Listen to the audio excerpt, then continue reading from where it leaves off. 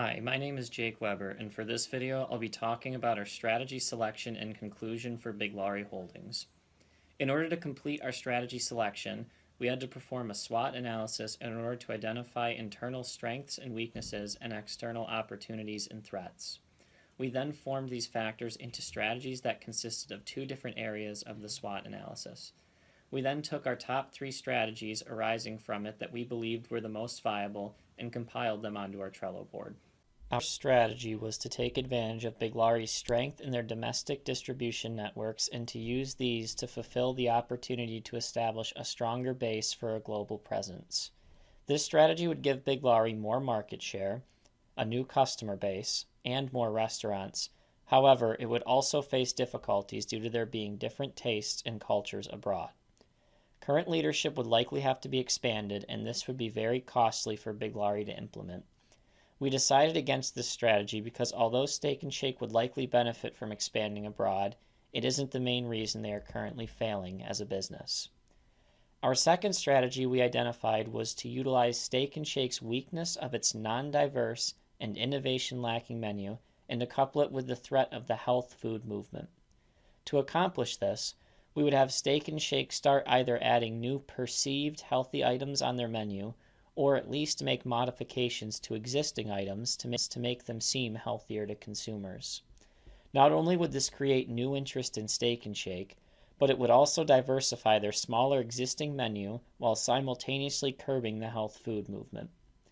The problems with this strategy are that the current customers may not want this, and Steak 'n Shakes could go through with making all of these changes to their menu, only to not have a sufficient number of customers be satisfied or interested in their changes. Ultimately, we decided that although this strategy is compelling, that we would not consider it to be the most viable for Steak 'n Shake at the current time. For our third and last strategy, we decided that we would take a look at Big Laurie's weakness of having a CEO that does not allow all of the Steak 'n Shake franchisees to set their own prices. Despite this being a massive weakness, it does also present an opportunity, and that opportunity would be to make a change to the current corporate policy in order to allow franchisees to set their own prices. This strategy would be beneficial because franchisees would be able to set prices based on their own restaurant traffic and greatly increase profit margins where traffic is lower. This is really important because currently, low customer traffic restaurants' prices are set too low to remain profitable. This change would also be important because the more successful and higher traffic restaurants would still have the choice to keep their prices lower.